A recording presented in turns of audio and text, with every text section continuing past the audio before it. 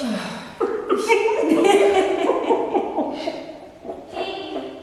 fine, you edited it. Hey guys, my name is Lisho May and welcome to my YouTube channel.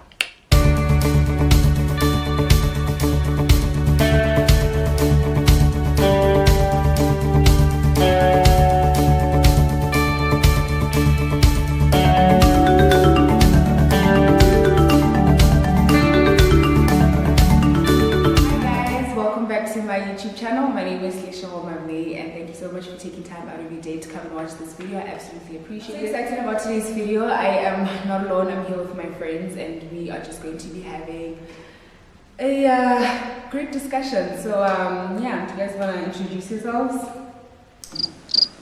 Yeah. Really awkward. Hi guys, my name is Lobisa. Hi guys, I am Umza. I'm so excited about the conversation that we are about to have. Again, please don't forget to like, comment and subscribe if you like this video. Tell a friend, share it, and yeah, I just had like a really great weekend. It's Sunday today, so we are like leaving, so I figured we should you know, have this conversation because we had such a great weekend. We hadn't seen each other in a while, and I wanted us to kind of talk about grief and loss, right? And what it means to you. Because I realize that a lot of times in the Black community, people are not very comfortable speaking about things, you know, when it comes to grief and when it comes to loss. We're always just kind of taught to sweep things under the rug. That kind of leads to people always bottling things up and not being able to say things. So I just want to know, what do you guys think loss actually means? Because people always think it's just death. Yeah. But that's not really the case. Yeah. It could actually mean a lot of things, because not only do we suffer loss through death, we also suffer loss through friendships, we suffer loss through relationships, and also through, like, if you lose like a pet. Yeah, animals. Yeah, animals. Yeah, you can also suffer loss through something that you love dearly, that you just misplaced or lost. Right. Yeah. So those kind of things actually do affect you. Yeah. And speaking of pets, I feel like people who don't have pets always feel like you're crying over a dog. But it's something that you actually grew with, or you were able to. It was your escape to certain things. It actually was more like a friend to you more than anything. But it's an animal. Yeah. For as long as emotions are involved, right? Like for instance, a pet, you're not so domesticated pet. Oh, if you're not so domesticated pet, like if it goes astray, emotions were attached to it. Right. It's lost. Right. You're never gonna get it back. Loss is vague. I feel like we shouldn't narrow it to death and so on and so forth. It's vague. As long as there's emotions, then it's a loss. It can be a gadget. It's yours. Yeah. You love it. Yeah. Like, so, I mean, I think, do you guys, like, how comfortable are you speaking about your losses? Okay, I'm personally comfortable. Right. Yeah, same here. Because I mean, there's someone out there watching and they can relate. Maybe whatever it is I'll be sharing with you is somehow going to put them at a place of ease, whereby they know that I'm not the only person that's going through something like this. There's somebody else that's going through it. They're doing fine. I'm eventually going to be okay too. Yeah. And I think if anything 2020 has taught us is that loss is a thing. Loss is a thing. Not just in death, guys. Loss is a thing in a job. People lost jobs, people lost cars, people lost housing. Like, people lost things. I think 2020 was the definition of loss. Like, at, you know, with everything. But speaking of loss in a more like a grief, more like a death sense,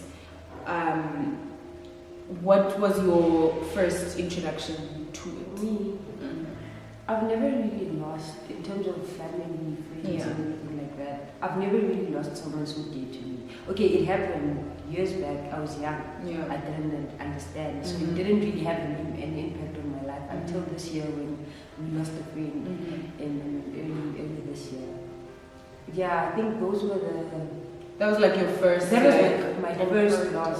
Yeah, my first encounter with loss. Yeah, Of someone that's so close to me. Yeah, because I loved her. She was right. She was supposed to be there. Yeah, so it was. Yeah, man, it was because also it took time for me to. I haven't accepted. Okay, she's gone. Yes, I haven't really accepted that she's gone, but I have. I don't know if I'm making sense. I get it's it. Just one of those days. Yeah, because some days are actually better than others. But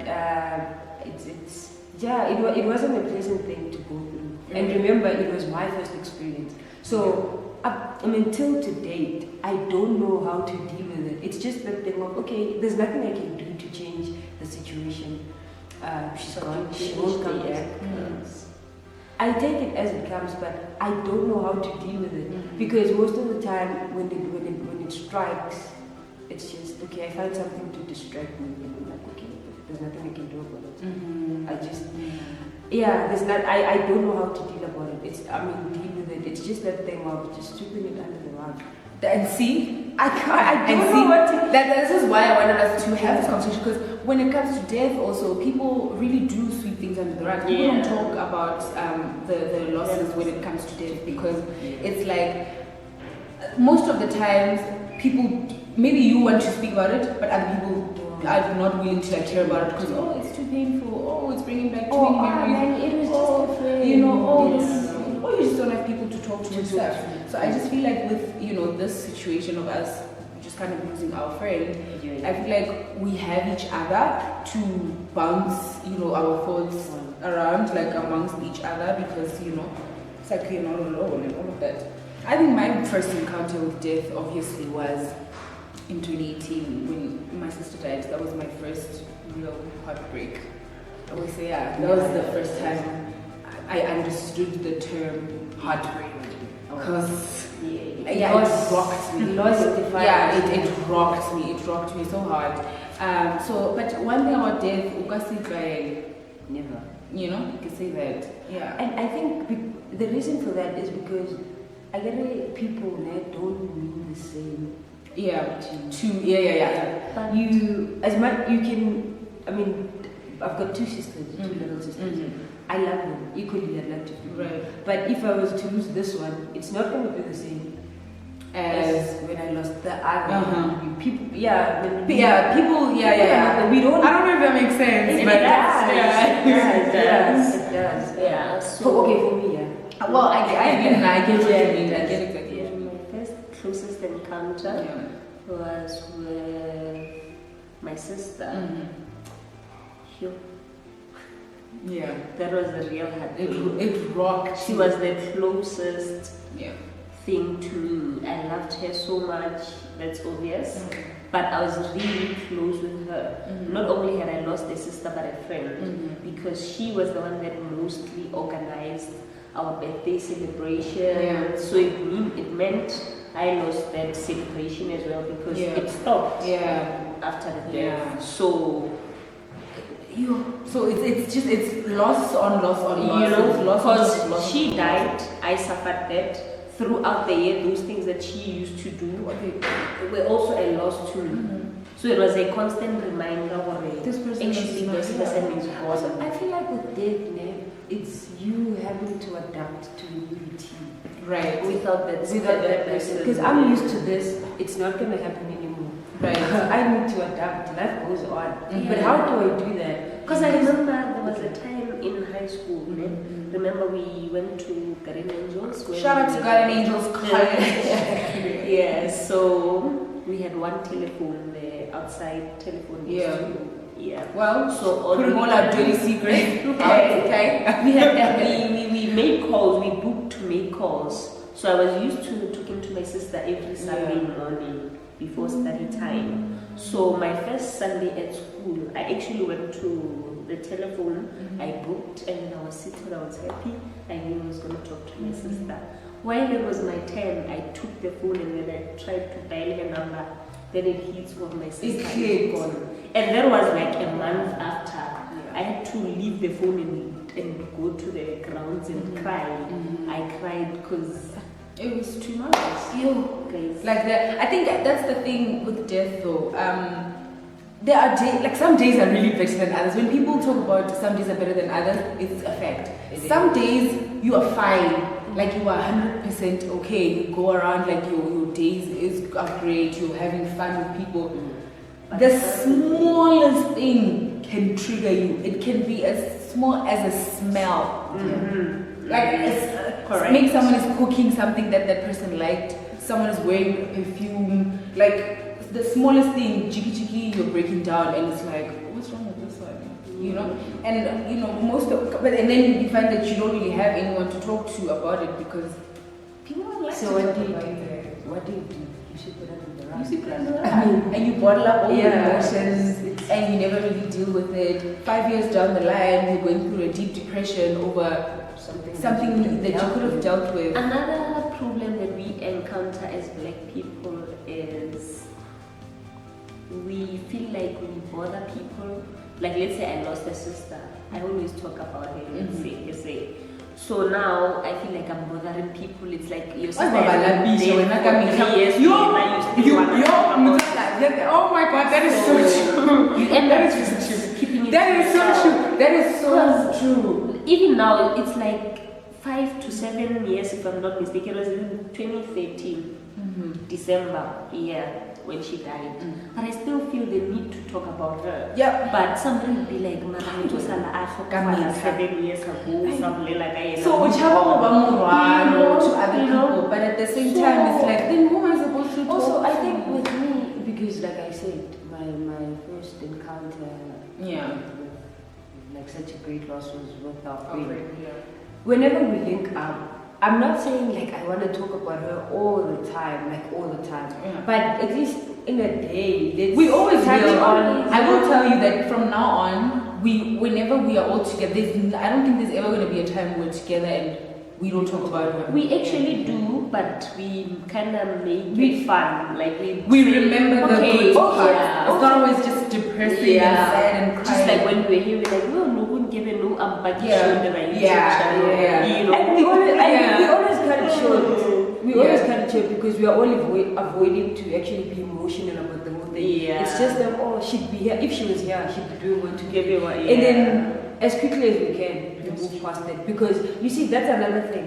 Remember, we heal differently. Healing might be talking about it. Right. Like, whenever I see you guys, because remember, you guys remind me more of her than anybody else. You understand? So, when I'm with you guys, it's always going to be a thing. Like, I want to talk about it. Yeah, it's like we are the closest thing to that connection. Yeah. Because now you can't talk about her with your friends from work. friends, I know her. Exactly. They're just like, oh sorry, condolences, you know. And I feel like people who've never really experienced a close death will never truly understand how you feel. That's why they'll always be like, hi, when are you always talking about your sister? But also, When I are you think the talking about biggest this? thing we need to understand is that people are different. We've got emotional beings, and we've got people that are like, I don't know what they call them, but it is what They it deal is. with There's this then nothing- and then they move No, it's on. not necessarily deal with it. I don't even want to say it's people that don't care. It's just the thing of, okay, it happened, there's nothing I can do about it. We accept the Life goes on, and then you'll never ever hear them talk about it. I don't know, I just feel like I'm guys, come on. Yeah, because that is there is no way you can ruin. Yeah, and I mean, even though we know it's coming, it's still Like, I feel like it's wrong of us to actually project how we see things to other people. You understand? We can't say death is death. Yes, death is death, but you and I are different. You understand? So I can't say just because it affects me in a certain way, even with you, it might issue you. right.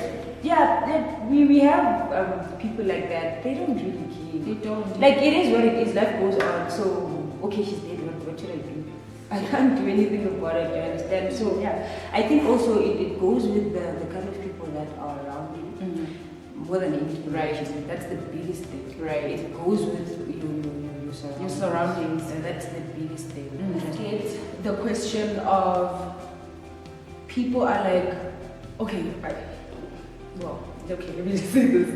There's this book I read once, which is funny because I actually found it from my niece's stuff. But anyway, it's a Rick Warren book. If I find a picture, maybe I'll just attach it here for anyone who really cares. and it was talking about how there's like a specific part where it speaks about how sometimes people don't really know how to be there for you. Like they don't know what to do when it comes to situations of grief and loss. You know, I can see you going through something. Like, what do I say? Because you Maybe can I've ask. never been there. I don't understand. Yeah, but I can see like you're going through. What it. is the first thing that I'm actually supposed to say to you? What am I going to say to you? And then people end up like avoiding you. Yeah, and also you you avoiding avoiding me. that person means I'm not supportive. Exactly, which is fact. Right? So that Yeah. book was actually talking about that, and one of the biggest things that it spoke about was how one of the biggest ways to be there for people is to just be present. Yeah. Because you don't have to say nothing. Because sometimes I don't want you to talk to me. Just be here. Just sit here. Sit next to me. Like your physical. You know? People underestimate the importance of physical presence. Just being here. Yeah. We don't have to talk about the situation. We don't have to cry. We don't have to do anything. But it's just one of those things where I'm letting you know that if you break down or if something happens, Or if you feel like I'm shouting, I'm right here. Yeah. I am right here. Like we don't even have to say anything. But like I'm right here. Your physical presence is just so important, and it makes me feel like important. Obviously, there are the people who are like they prefer to be alone during these times and whatever. But for people, when you feel like you want to be there for someone, one of the to just. But it gets awkward sometimes. Yeah. I'm here with you, you're crying, I want to ask if you need water. Like, I feel like I'm not doing enough, I'm just here. Yes, it's enough, but I feel like I could do more because you're in pain.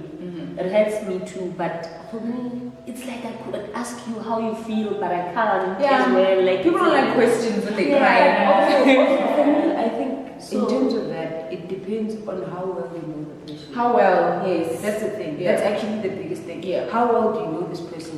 I might not know you when I might know you as a happy person, as a sad person, but I don't know you as a person that's going through grief. Right. You understand? Right. So, but I can take who you are when you're happy and who you are when you're sad, incorporate it, and then somehow I'll know what to do. Not necessarily know what to do when you're going through grief, but I'll know if I need to just sit. You'll know enough. Yeah, you'll know. Okay, You'll know let's just say you'll know what to do. Yeah, you'll know enough to see like what to do and how to get from it. But I mean, yeah, I just think we need to just start being more compassionate towards people. Like people are going through things you never. I think if there's one thing we've learned this weekend is do not judge a book by its cover. Okay, Exactly. what you see on social media, what you see, in person when someone is glowing and looking their best, what you see. There's this other trend on Instagram Reels. I think it came out to TikTok, but they like to post it on Instagram Reels. They like post or show a picture of yourself when you were going through something and no one knew. Yeah. And all the pictures and videos I saw that. they're at Groove. They People clothe, are at they nice shopping, restaurants. they, They are looking I can't at remember what's the term. Do you know, like using it? Trauma. Speak. Trauma trauma response. Yeah. Right? Yeah. And it's like that's a way also of like just bottling things up because now you're not talking You're about avoiding how you feel by distracting yourself with something. Yeah, those are just temporary. Do you know that most of the maybe I'm deviating a bit, but do you know that most of people that are in debt, they actually got into debt because of trauma. Yeah. In most cases, Correct. In most, because Right. remember, I'm also like that. I'm not in debt. Whatsoever. Right. What I'm saying is, I'm like that in the sense that if I'm going through something traumatic, I'm telling you I'm gonna go shopping. You see, I don't care how much it costs. you're going shopping. Dude, I'm going through something, and having this shoe is what's actually gonna make me Feel better. feel better. Can I show you what I did the last time? So I was at the gym, parked in the basement. Someone broke into my car and they stole my bag, which had my laptop Yeah. and everything. You know what I did? I think 2 days after And that. that's a loss. It's a loss because it affected me. It even went as far as affecting my productivity at work. Yeah. Because remember, I need to face this person and tell him that, listen, I lost your asset. And okay, well, there are company policies and all that, but it, you know, because I felt like maybe to them I seem reckless, but it can happen to anyone. I mean, you can be parked anywhere, the most safest place, and you understand. So I went. I think 2 days after that, I decided that, you know what, I'm gonna go shopping. I'm gonna go. I didn't even look at the price. I just asked, do you have something like this? Because I'd seen it somewhere. Yeah, we did. Keisha, bring me size 5. I want to fit it. We put it, and I decided otherwise and said, you know what? Based on what I'm going through, that's the shoe. Trauma response. So now you end up buying more and more. So imagine now you are in a position whereby you don't really afford to get all those things, and because you're going through something, you're like, I don't care. You know, yeah, exactly. So I think I'm also not dealing with things actually opens a can of worms in one's life, because it doesn't only affect one aspect of your life. It affects your friendships, it affects your relationships with your family, it affects your finances, your productivity in life. Because at that point in time, it's like you're not conscious. You know, you what do they call this? You are on.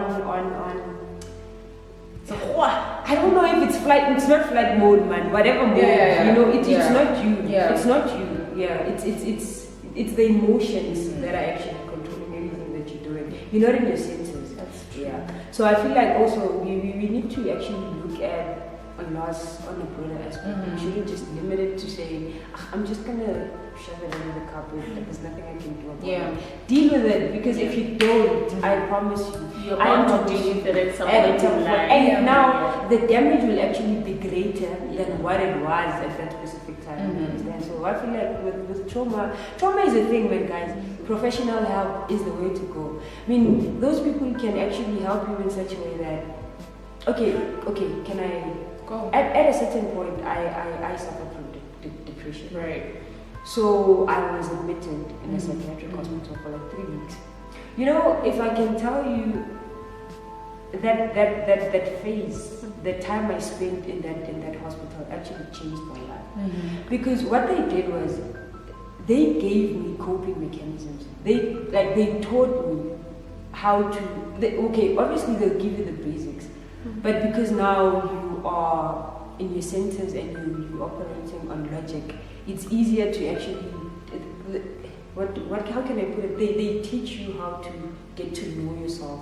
Then from knowing yourself, that's when you're going to know that. When something like this happens, this is how I'm supposed to do. But the hardest thing about it is now, during the 3 weeks that you spend there, you are always on medication. You are like a robot. You wake up at a specific time, and trust me, you don't even have to set your alarm. You don't. At 8 o'clock, you're gonna open your eyes. Yeah. At 9 o'clock, you're gonna close your eyes. You understand? Because you are now on pills. They're trying to balance your hormones, they're trying to balance everything. Then once that is done, with that there comes lessons, like different classes, financial management,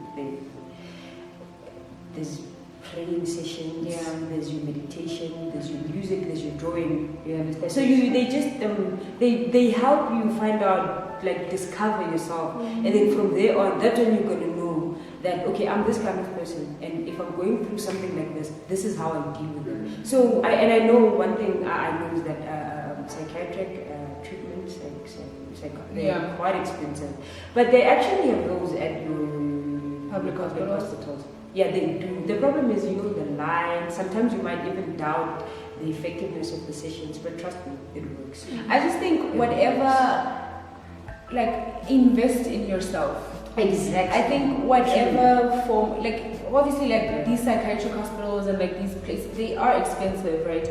But investing in yourself, there's other things you can also just try out. Maybe read books, or hang around certain people, because your crowd also says a lot about you. People like to be just because I'm hanging out with these people doesn't mean 1, 2, 3. Fine, to an extent, maybe it doesn't mean that, but to an extent, it actually does. You are your friends to an extent.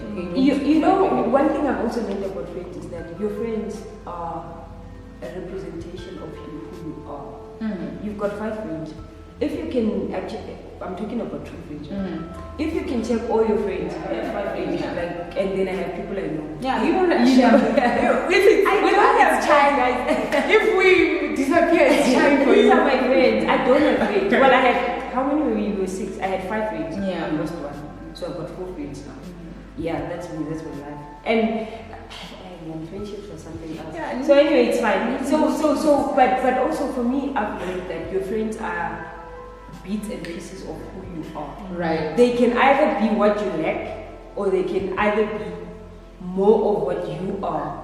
Yeah, that's what I've seen with my friends, of course. My friends are bits and pieces of who I am. Yeah. All of them. I probably like all in one, but that's a complex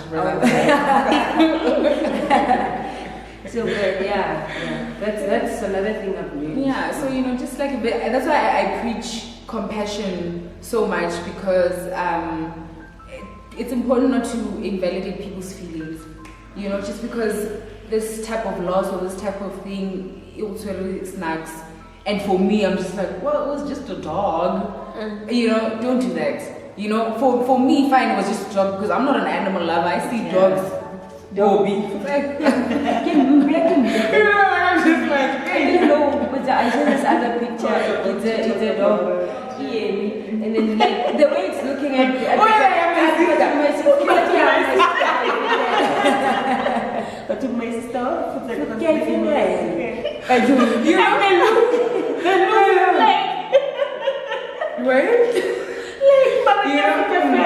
So don't invalidate people's feelings. Just because something doesn't mean that much to you doesn't mean. I did this other post. Oh, my phone is far. But this other post I saw on Twitter. Someone was like talking about not invalidating people's feelings in the sense of when someone says they're tired and they worked for only 5 hours. Don't try to make comparisons just because you worked 8 hours. And it's like, oh, 5 hours. Yeah. Not your regular 8. It's like, ma'am. So just because when you work 8, then I don't So have to that time. means now you see, less than. the biggest thing with what you just said is that as people we need to be aware, we need to know that I'm not you, you're not me. Yeah. That's where it starts. Period. I'm not you, you're not me. Period. Yeah, but guys, overall, I advise people who suffer loss to talk about it. Talking helps. Yeah. If you're the kind of person that cannot talk, scribble how you Write feel. it down. If you cannot do that, just I've also been for therapy sessions, right? And there was a task that was given to me where I had to draw up a circle, and then I had to pie chart. I had to divide that circle into the amount of time I spent happy and the amount of time I spent sad, right? Yeah. And then that cut. Yeah, my happiness was actually like, let's say 10% of the time I'm happy, 90% of the time I'm sad. Yeah. And then the therapist was like, this is not worth it. I challenge you to take this 10% and give it to your sadness, and take this 90% and give it to your happiness, and see how your So I life say changes. invest in yourself. Right. Like you need to be your biggest supporter. You need to root for yourself. You need to put yourself first and your feelings first. And then also another activity that helped me was to note down what actually made me happy with colors. Right? Okay. Like let's say if going shopping, does going shopping make you happy? Give it a color. If it's green, okay, let me say, according to my favorite colors, if it's yellow, it means it makes me more excited than that color in yellow. And then those colors that I love most, it's what I should focus on. Right. If maybe being in a dull room without painting makes me sad, maybe that color is brown or whatever, then I should avoid those colors. You just play around with how you can work on yourself. You might not talk, you might not scribble, but find ways on how to deal with whatever you're going through. Because if you do not deal with it, you're bound to face it face on at some point in your life, and you need to deal with it, because now we are growing. I'd love to believe everybody wants to have a family. You can't take your trauma to your children, to your kids. And if you can't deal with trauma yourself, then you won't How be are you able going to deal with the trauma of your child? Exactly. And you also can't be able to help your child if they're facing trauma. Remember, we need to be there for them, right? She's a mother, so you can already see the bias. In terms of finding like your coping mechanisms, I think hobbies, you need to, because okay, with me, I think I got into this depression thing in 2016. It started in 2016, and that's when I started with the therapy sessions and all that. Well, I was told a lot of things which, if I were to share, would actually take so much time. But the one thing that helped me throughout, through that whole ordeal was I started investing most of my time in sports. I started playing soccer. It was a hobby. It wasn't, there's a difference between a hobby and a passion. I wasn't passionate. Like, I didn't see myself playing for Banyana Professionally, yeah. So I don't want to make this like a long thing. So I just think, just to wrap it up right now. What do you want to say? To wrap it up. Okay. From me, guys, I'd say the biggest thing is actually getting to know yourself. Once you know the kind of person that you are, whatever challenge that comes your way is, you will chances of it like bringing you to your knees are at a minimum. Obviously we learn different things through different challenges, but just know who you are, understand yourself, and just know that you matter. As much as you feel the next person matters, you do too. That's the biggest thing. And just try, learn when what is this thing about evolving? You constantly learn. Even you as a person, the older you get to learn. There's certain things you discover about yourself and all that. So my thing is, once you know yourself, everything else comes easy. Honestly, just get to know yourself. And in terms of your mental health, it's a thing you need to take it quite seriously. We live in a day and age of the internet. Also, there's so many things you can find on the internet that can help you, because don't use the internet for just the terrible things. I feel like the internet gets a bad rep. There are actually things you can find there that can help you. Social media can also help you if you use it the right way. 100%. There are affirmations there. Another thing, guys, you need to do your affirmations on a day. When you wake up, when you go to bed. When she says you need to know yourself, the most important thing about life is to know yourself. Like, if you know yourself, you cannot be shaken by anything. Absolutely anything. But the best way to know yourself is to connect with God. That's what I mean. All the answers you need, God has them.